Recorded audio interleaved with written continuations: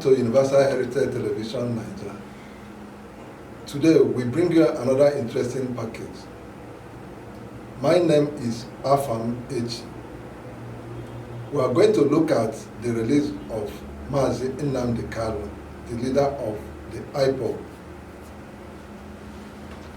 If we have time, we are also going to talk about the frequent visits of Muike and his band of 5 governors overseas. To discuss this topic today with me are Ijoma Wagu, an Imo-based journalist. Ijoma, you're welcome. Hello everyone, greet you.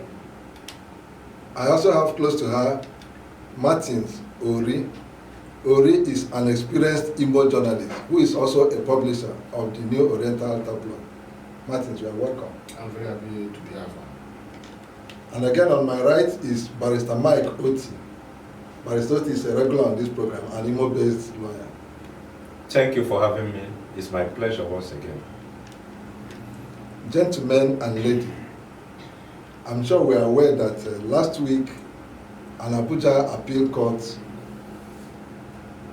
released, like it is said, discharged and acquitted Mazi Nnamdi Kalu, the leader of the IPOB, over the criminal charges levied against him. It has been making rounds in the society. The news is everywhere. People were elated at the news, but physically he has not been released to go back home. Today we are going to look at those issues. Let me start with you, Ijoma. How do you feel about the news of Mazi Nnamdi Kalu's release? All right, thank you, the moderator. You know, my own take, my own feeling is that since they have found him legally blameless, discharged him and acquitted him, they should simply release him, let him go. Because when you have, they charged him starting from 15 down to 7, and they later, at the end of everything, found him not guilty. So they should simply release him, let him go. Because on my own side, Nnamdi Kalu didn't do anything. You know, he's a freedom fighter. And it's not wrong. It's not wrong for you to come out and say, let my people be free. You know, he vented his anger over the marginalization of Nnamdi. So I don't think he did anything. If they have discharged him and acquitted him, they should simply let him go. Nigeria, number one, to start with, is a signatory to the United Nations Convention. Yeah, let me come to you. I will come to you on that, and then I will come to you later. Were you surprised at the ruling of the appeal court in favor of Nnamdi Kalu? Well, surprising is not the actual word there, because if you remember, if you go back in history, sometime in 2002 or thereabout, was it 2005, Obasanjo arrested Asari Kubo, arrested Ganifa Emi of OPC, arrested the Masop man, Oraf Wasrike. The court also got them discharged and acquitted. In that legal process, the other two were left free, but the Masop man was kept into detention for a very long while. We all understand very well that the charges against Nnamdi Kalu, although came as criminal charges and allegations, but we know that it was bordered and hinged on political issues. Nnamdi Kalu, as Ijoma said, talking about Igbo marginalization, talking about that he wanted Biafra that will give Igbo people their right independence. So the issue again too is that the lawyers appealed the case, which means they had absolute confidence in the judiciary. That was why they went to appeal. So when you go to court, you're expecting whether you win the case or lose the case. In this instance now, the court, in its righteousness, said Nnamdi Kalu did not commit any offense. He should be absolved of all the offenses. What surprised me was that when the the judgment was pronounced. I don't know what happened. The judicial correspondence, whether they didn't get it right. There were some sort of conflict interpretations. You mean in the reporting? Yes, it was said that it was on terrorism. Some people said the discharge and acquitted. Some people said he was discharged, not acquitted. So many issues came, were around him. That's just the issue. Okay. Let me get to you, Mr. Mike.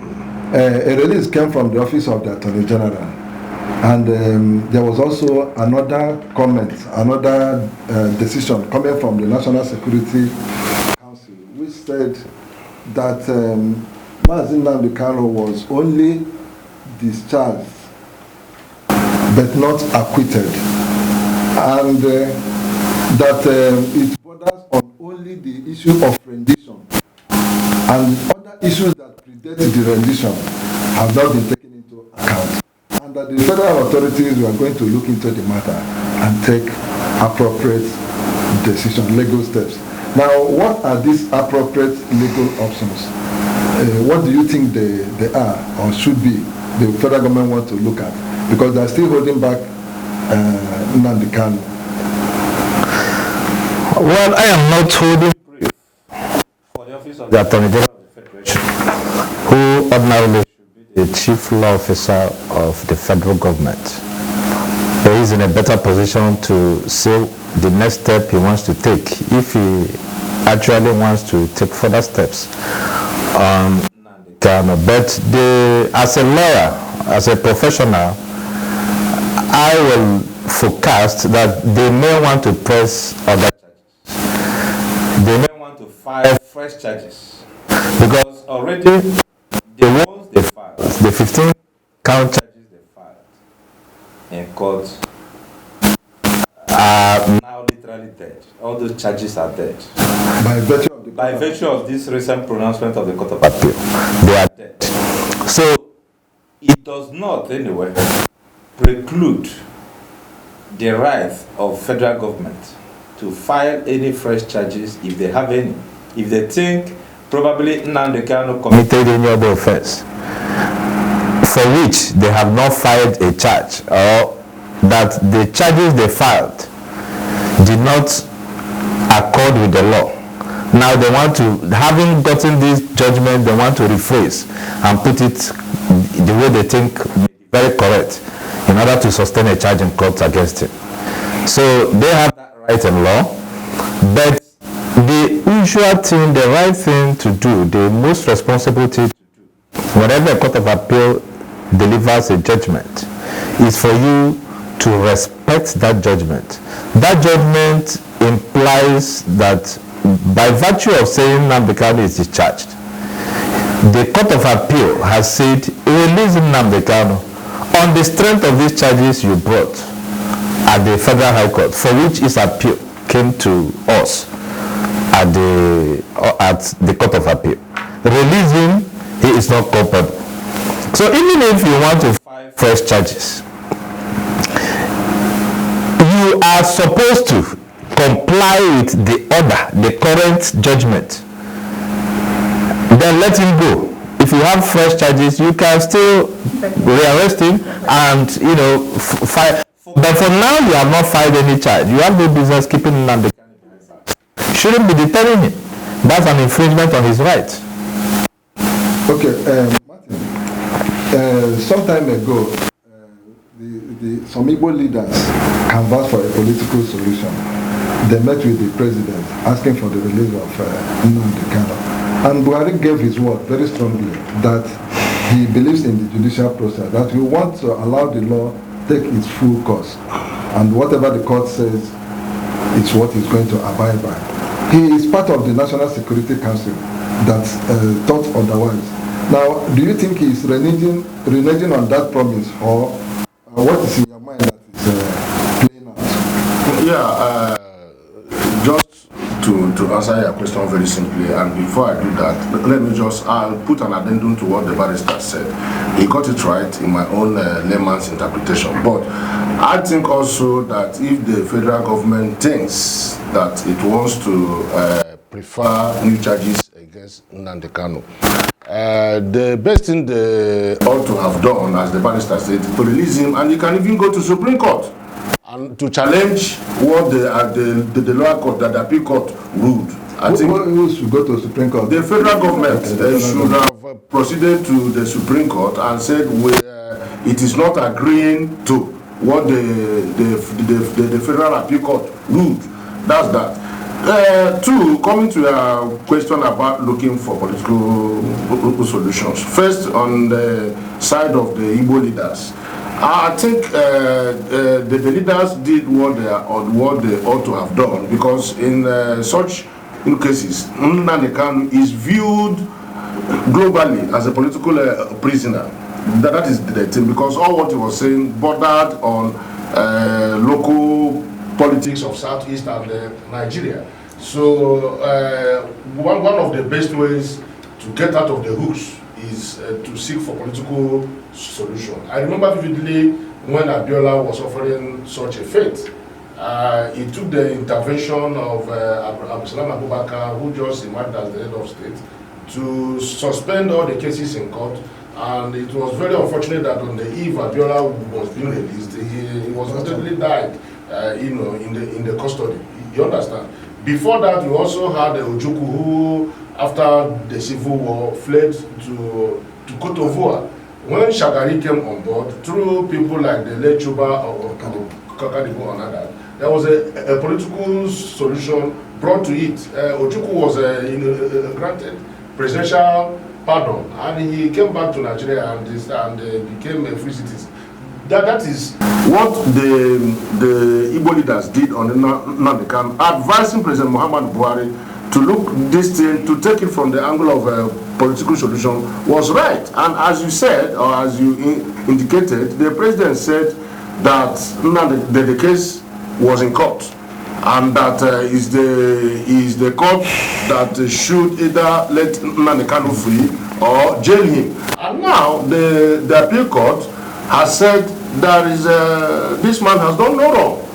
I was very, I'm not a lawyer, but having been practicing journalism since 25 years, I was a part of 2 years. I started practicing journalism 2 years before this new democratic dispensation. I've not seen where a court will give judgment, and the Federal Executive Council went to the chamber the following day and started interpreting what the court ruled. I don't think that it has that such powers. It has never done anywhere. What it ought to have done was to do the needful, allow Nnamdi Kanu to go, and then go to Supreme Court. It was the same Buhari who said this thing should take a legal process. You are not bringing politics, because what you go to the chamber of the Federal Executive Council to do is political meetings at the administration. So he has now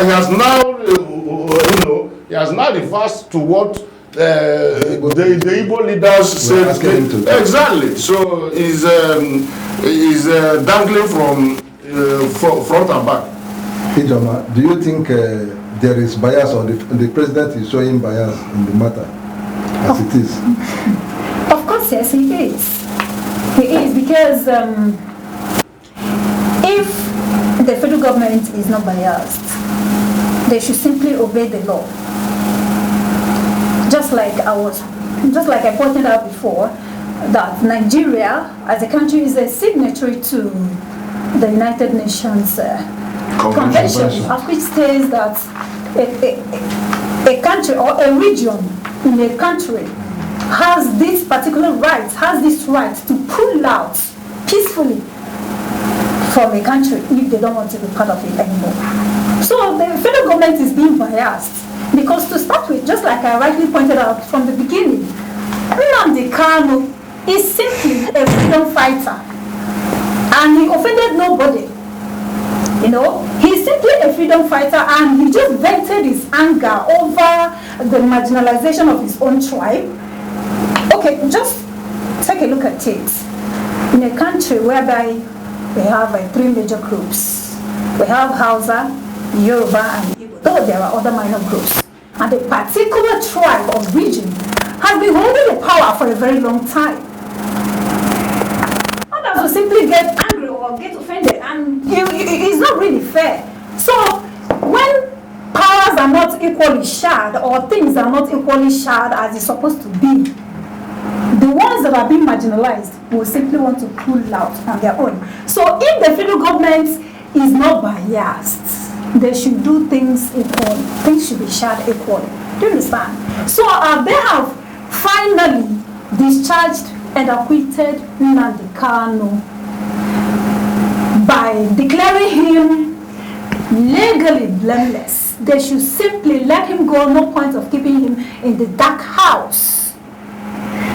Federal government knows that they are wrong. That's why they're simply looking at, maybe starting from the first 15 counts down to the last count, they found out that he's not guilty. They should simply, let him go and then grant him those things he has been asking for. Okay. That's it. Thank you so much. Barrister Mike. Yes. I noticed something people have been commenting, and though I'm not taking time to actually investigate this, maybe you may know better.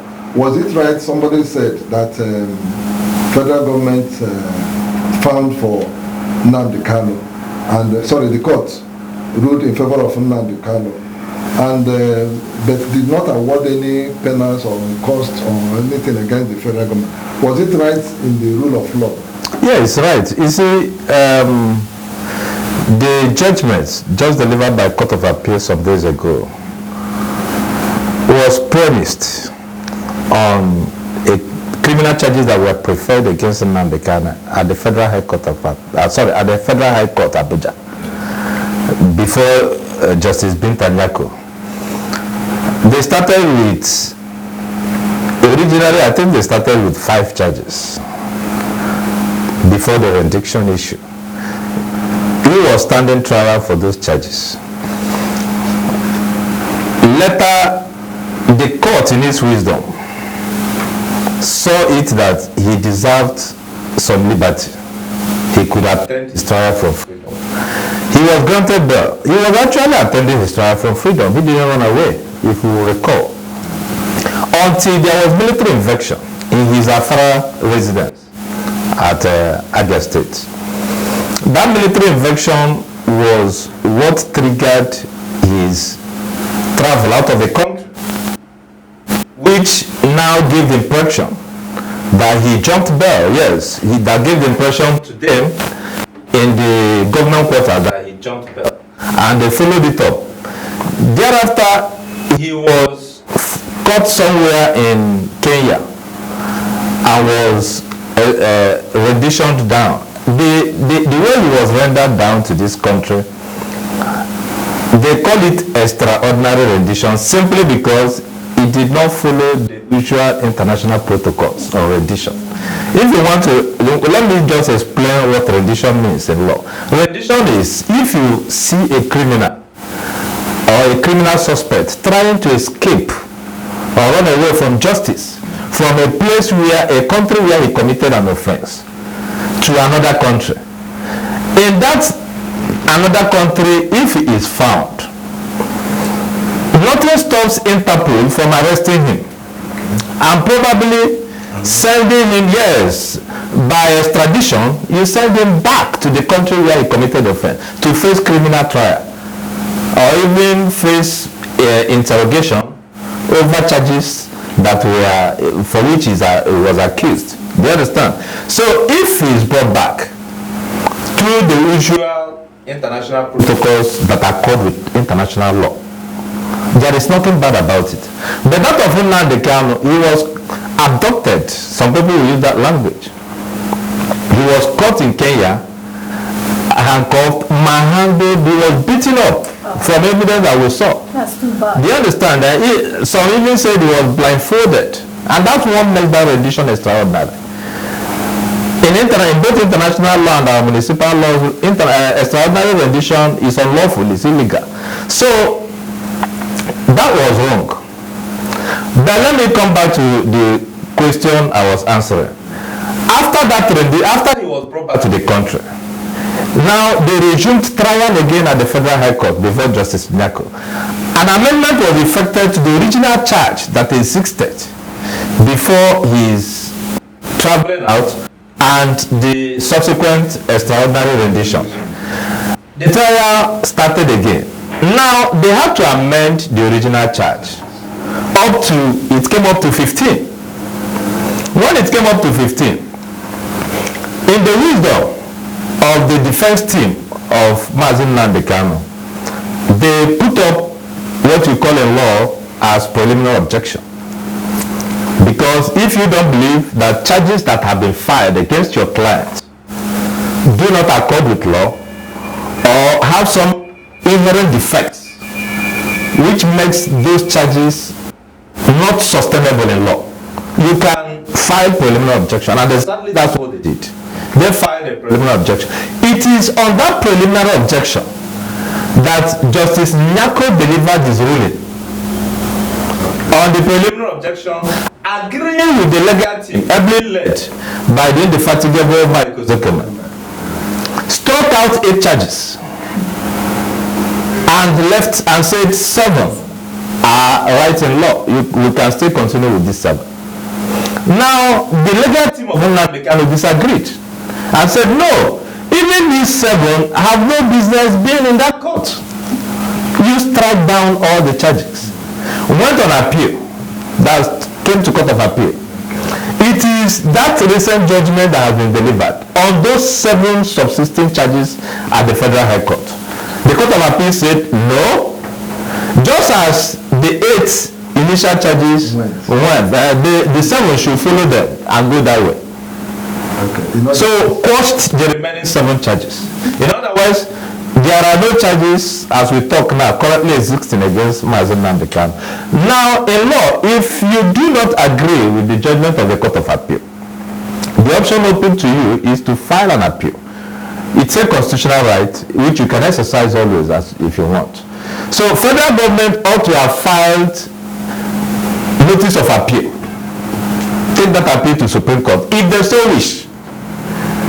But in my opinion, as a lawyer, I think I have listened to even the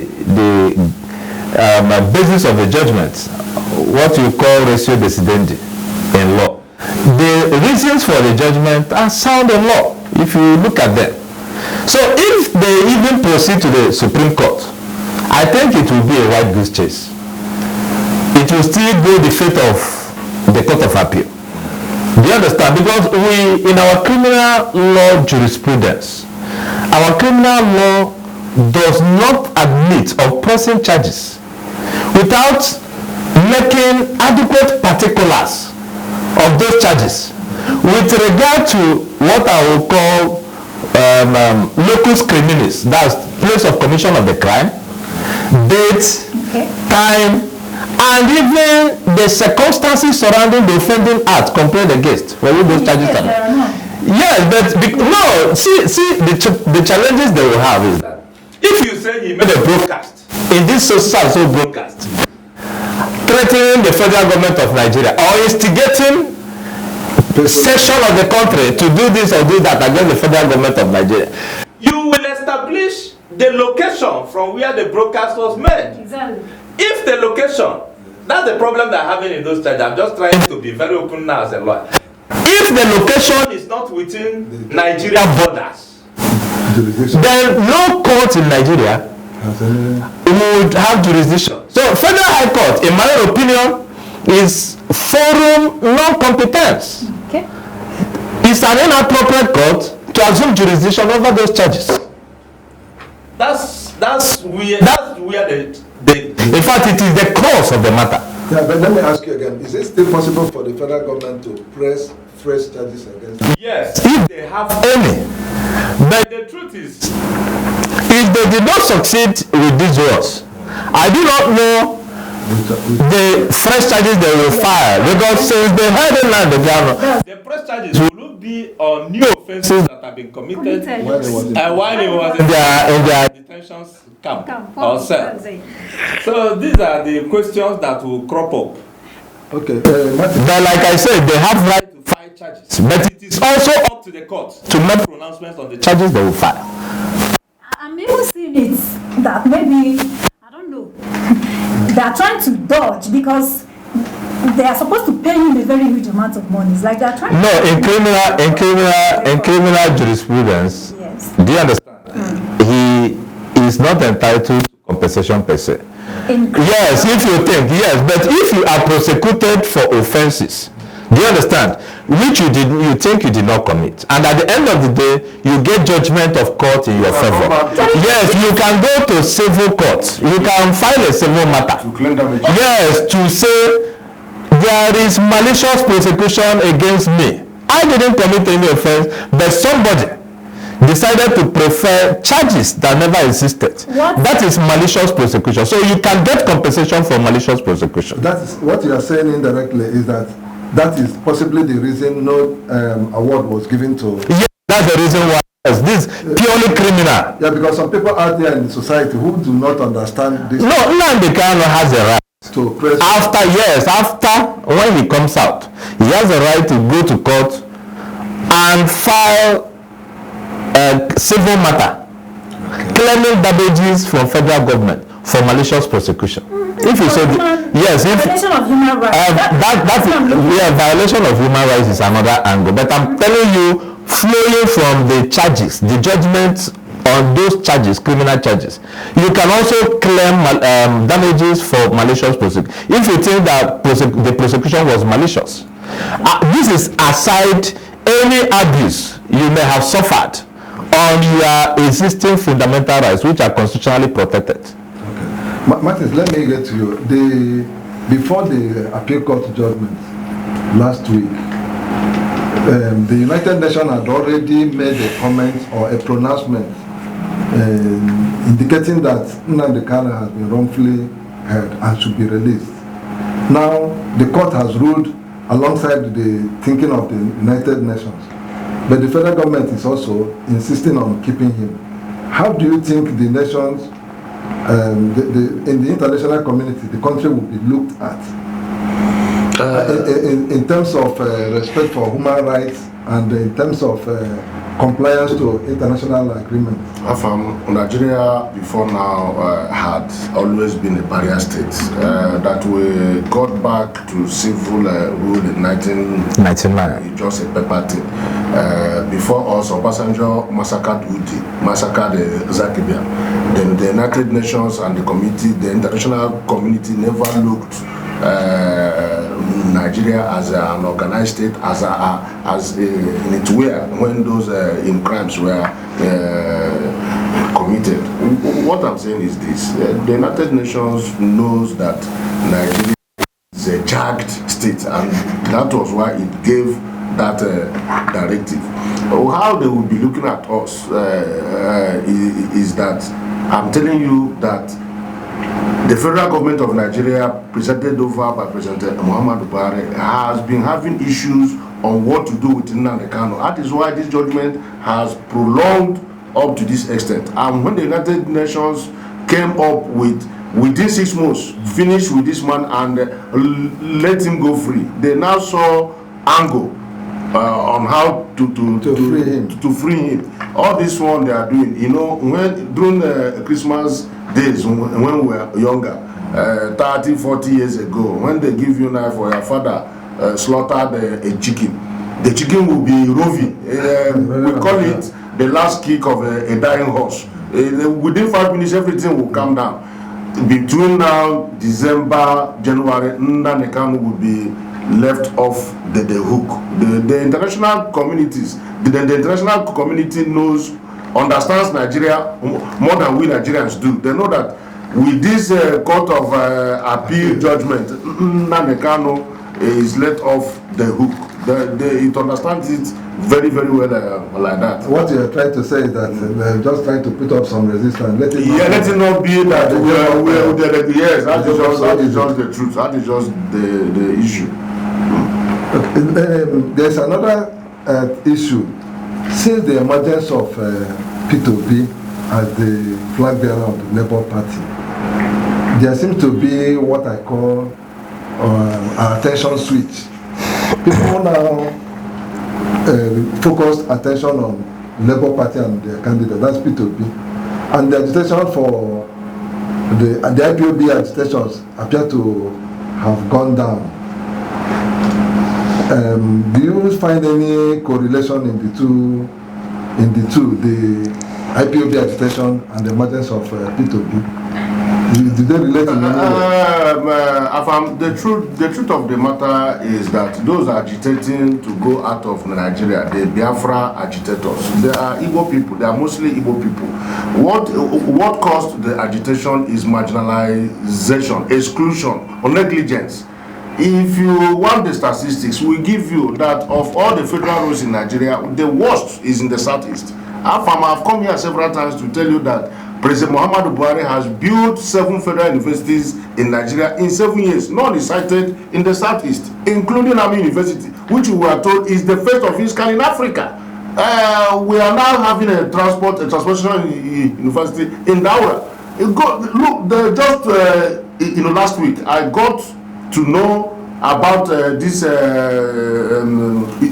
unity schools examinations, where I have Zamfara 4%, 4 in Zamfara, whereas in the southeast is 150, 140. You understand? Look at there are 16 security chiefs in Nigeria. None is from the southeast.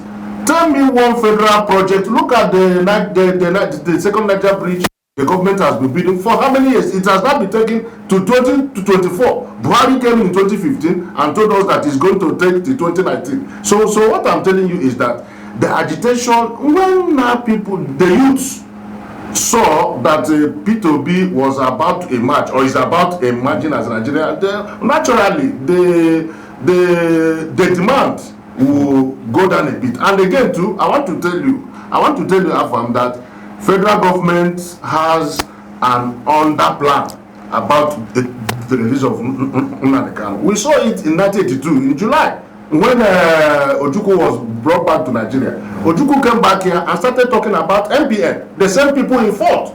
Are you implying that Nnamdi Kanu will come and... I'm coming. Okay. By the time he came back here, people were divided. Because my father, for example, was a diehard of Ojukwu. My father found it extremely difficult that how can we divide ourselves between Zik and Ojukwu? You understand? I'm telling you that Nnamdi Kanu, when released now, by December, I'm sure they will release Nnamdi Kanu between now and December. When Nnamdi Kanu comes out, he will start talking about on Biafra we stand. Okay. On Biafra we start. And those youths who seem to be supporting Obi, there will be a total division. Yes! They will split the support more than 60% against Obi. So we should understand the political tendencies there. Well, the celebration is good, but I'm trying to tell you that with the benefit of instant, the federal government knows what it is doing. They are dividing the ranks and file of P2B in support. Barrister Martin has developed a new theory, a new angle to the release of Martin Nnamdi Kanu, and he sounds so speculative anyway that Martin Nnamdi Kanu will be released, and if he's released, he's going to split the support of... No, you see, it is only irresponsible and inappropriate for the federal government to still continue to keep Mazi Nnamdi Kanu after that Court of Appeal judgment. Ordinarily, well, let me believe that the court judgment has not been served on the federal government and DSS, because ordinarily the right thing to do, even when you secure a judgment for somebody in detention, until you serve the court judgment and order on the detaining authority, you cannot assume that they are still keeping that person in disobedience to the judgment of court. No, let me hurt you there. Yeah. There is, at a very high level, the National Security Council, which Buhari is presiding over, has already given indications. No. Accepted. So, assuming the judgment, now with what... For me, I, as a lawyer, I talk with facts. Do you understand? Yes, it's a fact that they met. I'm aware of the meeting you are talking about. They have, as an executive council, they should hold their own position. They should have an opinion on the issue. After all, they brought him down here. They are the ones trying him. They are the ones keeping him. So after the court judgment, they should have their own opinion on the... But I am telling you the right procedure. We shall now begin to criticize the federal government. Okay, after the court judgment has been served on the federal government and also the DSS that is still keeping him. Because when you receive the court judgment and see the order of court, are you following? And you still now continue to detain him, it is now believed that you have willfully decided to disobey the order of court or the judgment of court. But for now that they have not received that judgment, yes, that judgment was read, but you have not served them a copy. Do you understand? So until you serve them a copy, you start counting disobedience for them after you serve them a copy, and they still continue to detain him. So, but having said that, let me now go to the issue you talked about regarding the political options open to supporters of Obi, and how release of Nnamdi Kanu is likely to whittle down the support base of Obi. Yes, we know that majority of Obi supporters are from the southeast. Majority, at least more than 60% of the Obi support base are people from the southeast. Yes, and many of them have been part of this Biafra agitation over time. We also know that there are still the staunch and rugged Biafra agitators who have refused to shift ground or believe in any political option. Those ones are saying, if it is not referendum, if it is not a Biafra, we don't know what you are talking about. Exactly. So we know those ones are still exist. So for those ones have been issue, have never been part of Obi's support base. But I also know that some who were part of the Biafra agitation, yes, who are some of them that are malleable, switched position, and now saw hope that P2B being an Igbo man, and even apart from being an Igbo man, even in his integrity, believing in his integrity. Because for me, my support for P2B is not based on his place of origin. I followed P2B when he was governor of Anambra State. I followed his antecedents as governor for 8 years. I showed interest, particular interest. Yes, when he formed his annex, Anambra Integrated Development Strategy. With that annex, it was a blueprint of his administration for multi-sectoral development in Anambra State. It worked magic. He aligned it with the MDG goals. And that worked magic. He was the only state that was MDG compliant. He was paying the counterpart fund. Yes, to the world, bodies, World Health Organization and all those international bodies, which required every state to pay, so that they will pay the ones and execute those. And P2B complied 100%. And this man has been very prudent in management of resources. Of course, you are aware of the money he left behind. You are also aware. Okay. I am not campaigning. Before you go, the barrister based on what he knows legal sentiments. He's insisting that the federal government has no basis to detain Nnamdi Kanu for that. That is true. But you have to look at the character of the person called President Muhammadu Buhari. Don't forget that in December 2015, Nnamdi Kanu was arrested in Lagos and arraigned in the court. He was there for 2 years. The court granted him bail. The same President Muhammadu Buhari refused and said that Nnamdi Kanu will run away if he's granted bail. Kanu eventually proved Buhari right. But the fact there is that Nnamdi Kanu stayed almost 2 years or so, almost 18 months in detention after court granted. So who told you or who tells you that the same President Muhammad Buhari, who a day after the Court of Appeal squashed all the charges against Nnamdi Kanu, went to the Federal Executive Council and started interpreting what the court said, will not. There was something when he said before the studio opened that before you effect a court that is in your favor, there are certain things that must come to your favor, which is the police. The federal government controls the police, controls the DSS, that ordinarily ought to effect you understand.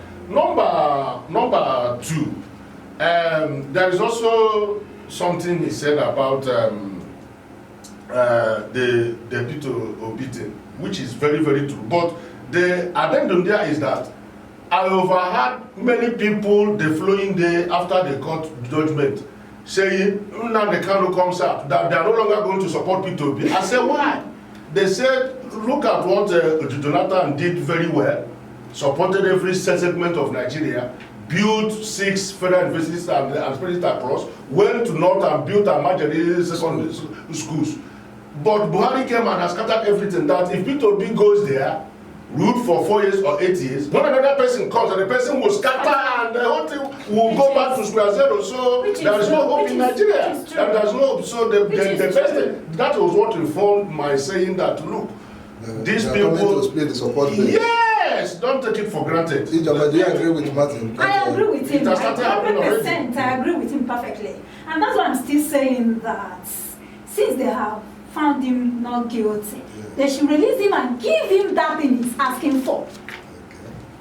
Which because, is the damages? Yes. No, what he's asking for is freedom. Biafra. Okay, yes. Biafra. They should grant him that thing he's asking for because they arrested him based on that angle, even though there are other charges.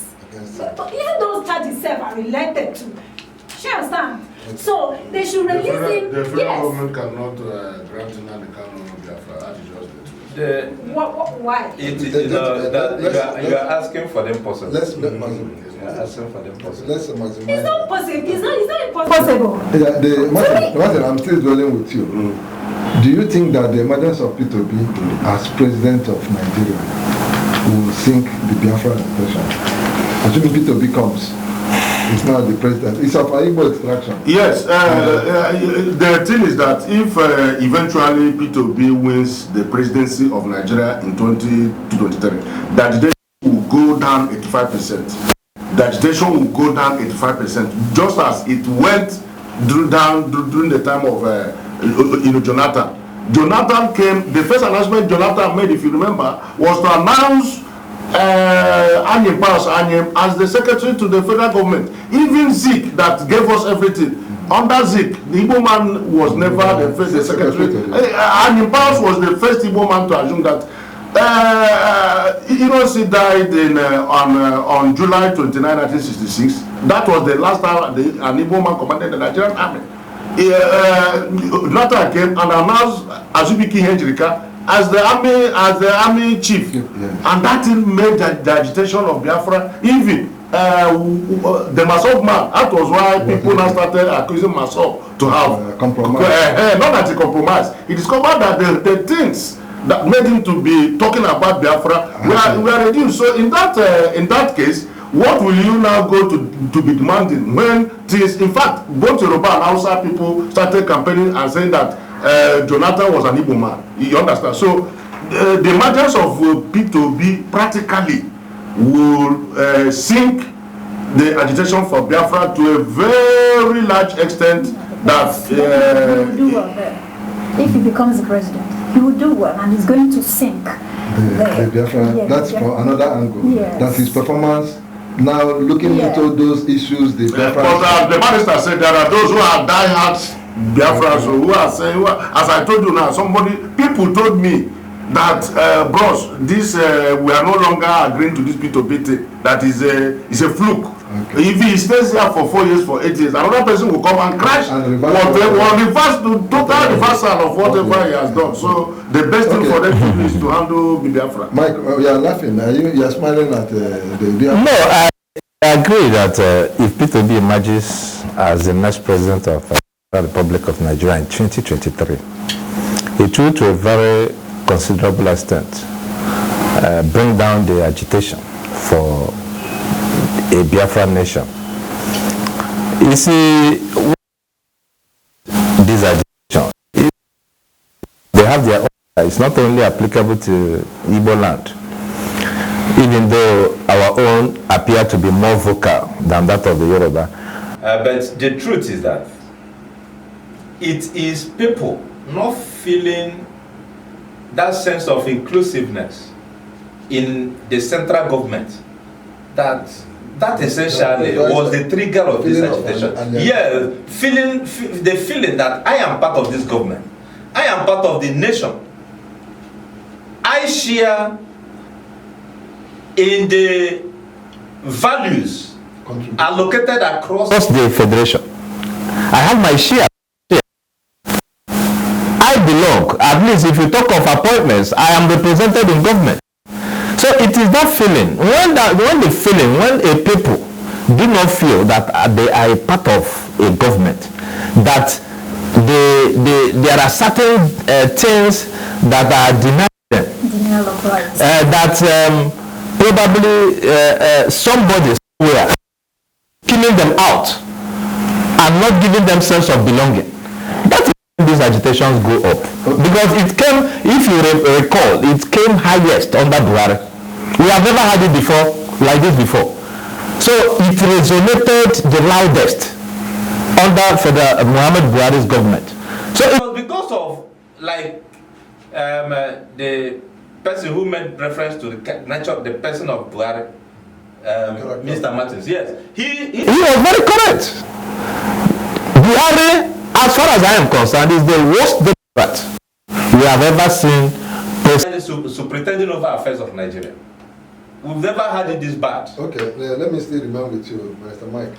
We noticed that, let me switch to the PDP issue. We noticed that Governor Wike and his band of 5 governors have been making regular trips overseas to discuss the political issues one way or another. And some people out there are getting involved. And I want to ask, these things they are about to talk about overseas, are there not things that can be discussed right here in the country? What are the constraints that is challenging them to move out of the country? To my mind, because this is, let me remind you, this is recently they're on tour again, and this is the 6th time they've been getting out of the country since their imbroglio with the party leadership. He has his group, Otom, Abibazo, Ugwani, Makinde, and himself. So. Well, let me just be very positive about the whole situation. Let me not think what we usually believe about our political office holders traveling out of the country. Do you understand? What is the usual belief? The common belief. The common belief, which I don't want to talk about, is that they use the opportunity to ferry out our commonwealth. To filter them out of the country. Do you understand? To where they think they are safe havens for concealing of those resources. But let me believe that, as the Englishman will say, the walls have ears. That maybe what they want to discuss, they don't want whatever discussion they have or whatever resolutions they make. Do you understand? To be leaked out by anybody. If that, if they were in the country, we are going to be in this country to hold such meeting. Their personal is, their SSAs, their SAs, and all those their minions who look at them will likely storm the venue, and some of them may hear the resolution and leak out to the enemy camp. Do you understand? Let me believe that that is the angle they are dealing with. They want to keep everything sealed, everything, whatever resolution they make regarding their 2023 plans, they want to seal it amongst them so that nobody will hear it outside them. I think that may be the reason. But if you ask me, Wike and his camp, the 5 governors, they are not asking for too much. They are insisting that a PDP. No, Mike. Okay. Let's not. My concern is the concern of the people. But you have allowed him to finish what he said. That would drag. There is no. I don't even believe what he just said. Okay. You don't believe. I don't believe him. What he said that as in about them traveling abroad is just that they want to seal it. They don't want. Should I call it the second ear to hear? I don't believe so. Because if they still do it in this country, there is every possibility for them to have an indoor meeting without allowing anybody, even their PAs or whatever, They will still do it in this country and sell it without allowing any external or whatever. Anyway, he explored the possibility. He's not saying for certainty that that's exactly. Yeah, no, not for certainty. Finally, we don't have time. We're running out of time. Let me ask you to discuss the implication, the cost implications of this regular jetting out. Does it not impact on governance? They do. It does. The travels overseas impact negatively on governance, on the policies of the respective states. Even though I know that it is only Wike that is picking the bills. But how do you know? That is why they are always aggregating around him. You see, Afam, the truth is this: these governors have proved that they ought not to have been governors in the first instance, because this is the time. If it were in WAEC, in those days we used to write GC and WAEC, when you look at their paper to dot the I's and cross the T's, this is running out time period for them. There are projects, schemes that ought to have been completed. This is the time to know, since also they have candidates they want to hand over to succeed them. This is the time to be having town hall meetings, consultations, and be saying, my brother, in the area of production I didn't do well, please do it well. In the area of infrastructure, please do this and do that. This injury time is very, very important in football, in sports, in every aspect of life. Mind you that even in the Bible it was said that you should be very careful of the last days. So these people junketing, running up and down, shows that they are very unserious people. They don't care. And as you cut the barrister short about what he was saying, what Wike is demanding, as long as I'm concerned, is not genuine. It's not genuine. Why? Because it was the person that installed this same IO he's trying to pursue now and sent out his own brother because of personal sentiments. Before you shut me down, the Labour Party candidate is from the south. The national chairman is also from the south. People in the Labour Party have not brought the Labour Party down. What are you telling me? The presidential candidate of APC is a Muslim, and the running mate is a Muslim. People in the party, the people calling for reversal are outsiders. People in the party have not brought the party down. What are we talking about? So it's okay, Martin. Let's rest it there. We will have time to talk about this. It depends on what is in the respective constitutions of the party. If I steps down, the person to succeed is also a northerner. He's also a northerner. So you want the whole party to be destroyed because of you. Gentlemen, here we come to the end of the program. Viewers, we thank you for being part of the program. Stay with us, and remember to like our Facebook page as well as subscribe to our YouTube channel. Gentlemen, thank you for coming, and gentlemen, thank you for being part of the program. You would have said, lady, you said gentleman, I called him by name. What people do not. Gentlemen, because I'm a journalist, maybe that's what. Yeah, all journalists. Anyway, it's my pleasure being here. Thank you very much. Thank you very much.